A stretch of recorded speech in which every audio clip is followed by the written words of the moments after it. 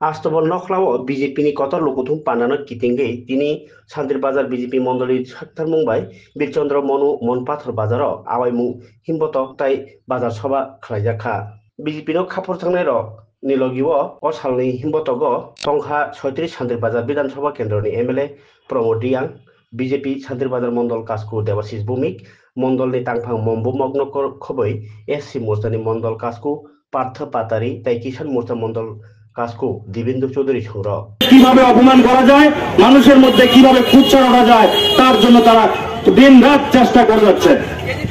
তাদের কার্যকর্তারা দিন রাতেই চেষ্টাই করে যাচ্ছে যে কোথাও কোনোভাবে ভারতীয় জনতা পার্টির বিরুদ্ধে কিছু পাওয়া যায় কিনা, কোন লিডারের বিরুদ্ধে ব্যক্তিগত কোনো কিছু আক্রমণ করা যায় কিনা। কোনো লাভ নেই, পাবে না। ভারতীয় জনতা পার্টির কার্যকর্তা একেবারে নিষ্ঠাবান এবং ভারতীয় জনতা পার্টির কার্যকর্তা তার ঠিক সঠিক দায়িত্ব সে পালন করতে পারে। আর ত্রিপুরা রাজ্যের বিরোধী যে বিরোধিতা করার চেষ্টা করছে, তাদের বিরোধী হওয়ার আরো কিছু কারণ তৈরি হয়ে গেছে সামনে। কারণ দীর্ঘ 7 বছর ক্ষমতা না থাকায় জুলুমগিরি করতে পারছে না, চাঁদাবাজি করতে পারছে না, মানুষের সংসার ভাঙতে পারছে না, বিভিন্ন জায়গায় বিচার করে বিচারাধীন করে এলাকায় তাদের দাপট্য খাটাতে পারছে না। এর জন্য তাদের এখন বিরোধী করার শখ জেগেছে, তারা এখন মাঠে নামার চেষ্টা করছে। তাই বিভিন্ন জায়গায় ভারতীয় জনতা পার্টির কার্যকর্তাদের বিভিন্নভাবে ভুল বোঝানোর চেষ্টা তারা চালাচ্ছেন, কিন্তু আমরা সেটাতে হার মানলে হবে না। আমাদের সবসময় আমাদের চোখ কান খোলা রাখতে হবে। ভারতীয় জনতা পার্টি তার যে কাজ হাতে নিয়েছে, ত্রিপুরা রাজ্যের মধ্যে আরো 8টার মতো হাইওয়ে তৈরি করার কাজ হাতে নিয়েছে, আগরতলার মধ্যে আরো 4টার মতো ফ্লাইওভার তৈরি করার কাজ হাতে নিয়েছে, শান্তির বাজারের মতো জায়গাতে রাবার পার্ক তৈরি করার জন্য, মানে এখানে ইন্ডাস্ট্রি করার জন্য সেখানে জায়গা দেখা হচ্ছে। তাহলে এই যে উন্নয়নের ধারাটাকে আমাদের ভবিষ্যৎ চিন্তা করে ভারতীয় জনতা পার্টির সরকার যে সকল চিন্তাধারা হাতে নিয়েছে, এইগুলো দেখে বিরোধীদের মাথা খারাপ হয়ে গেছে।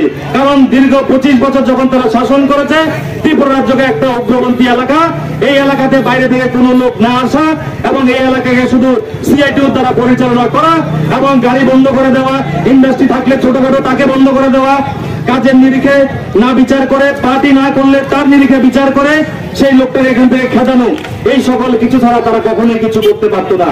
তাই ত্রিপুরা রাজ্যে বন্ধুরা কখনোই উন্নয়নের মুখ দেখে নাই। ত্রিপুরা রাজ্য কখনোই এখনকার মতো আলোয় কখনো ভরে ওঠে নাই। ত্রিপুরা রাজ্যে কখনোই বাইরে থেকে লোক ত্রিপুরা রাজ্যে টুরিস্ট হিসেবে ঘুরতে কখনো আসে নাই। সবচেয়ে সুন্দর আজকে এবার আমার একটা খুব অভিজ্ঞতা হলো, আমি কুম্ভ মেলায় ঘুরতে গিয়েছিলাম। সেখানে যাওয়ার পর আমি কলকাতাতে যে স্টেশন সেখানে দেখেছি বোর্ডের মধ্যে বড় করে লেখা আছে গরিব রথ এক্সপ্রেস কলকাতা টু আগরতলা। ভাবতে আমার কাছে খুবই আনন্দ লেগেছে যে কাঞ্চনজঙ্ঘা এক্সপ্রেস হাওড়া টু আগরতলা, যেটা আমরা কখনোই ভাবি নাই। ত্রিপুরা রাজ্যের মানুষ যেই আজকের থেকে 10-15 বছর আগে কেউ ভাবতেও পারবে না যে আমাদের ত্রিপুরা রাজ্যের নামটা কলকাতা হাওড়া স্টেশনে আগরতলার নামটা লেখা থাকবে, এটা আমরা কখনো ভাবতে পারি নাই। কিন্তু আজকে সেটা সম্ভব হয়েছে একমাত্র নরেন্দ্র ভাই মোদীজির কারণ এবং বিপ্লব দেব মানিসার কারণ। তাই এই ত্রিপুরা রাজ্যের মতো ছোট্ট একটা রাজ্যকে আজকে সারা ভারতবর্ষের দুয়ারে আমরা পৌঁছতে পেরেছি। আজকে ভারতবর্ষ আমাদেরকে চেনে।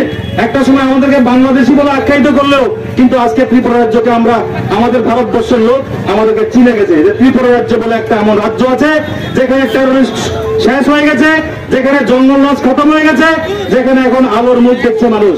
মানুষ অনায়াসে নিশ্চিন্তে নিজের কাজকর্ম করতে পারে, কোনো লেবি দিতে হয় না, কোনো চাঁদ দিতে হয় না, কোনো বিশেষ তহবিল দিতে হয় না, কোনো ধরনের কোনো গুন্ডা মাফিয়ারাদের চার্জ দিতে হয় না। এখানে কোনো মৃত্যুর ভয় নেই। এখানে কোনো মানুষ আসলে, ব্যবসায়ী আসলে তাকে সন্ধ্যার সময় অপহরণ করে নিয়ে চলে যেত। আজকে এই ধরনের কোনো ধরনের সিস্টেম, এই ধরনের কোনো গুন্ডারাজ ত্রিপুরা রাজ্যে এখন আর নেই। তাই বন্ধুগণ, আপনাদের সকলকে আজকে প্রচার মিছিল থেকে বেশি কিছু বলবো না, বলবো কালকে আমাদের সর্বভারতীয় সভাপতি জেপি নাড্ডাজি আসছেন, মাননীয় মুখ্যমন্ত্রী থাকবেন, আরো অন্যান্য ত্রিপুরা রাজ্যের মাননীয় লিডারগণ থাকবেন।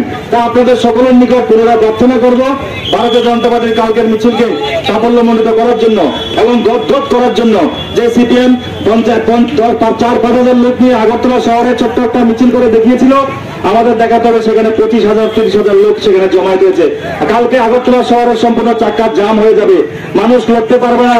এই রকমের লোক জনসমাবেশ আমরা চাই। তা আপনাদের সকলের কাছে বিনম্র অনুরোধ, কালকে আমাদের যে গাড়ি দেওয়া থাকবে আপনারা সকলে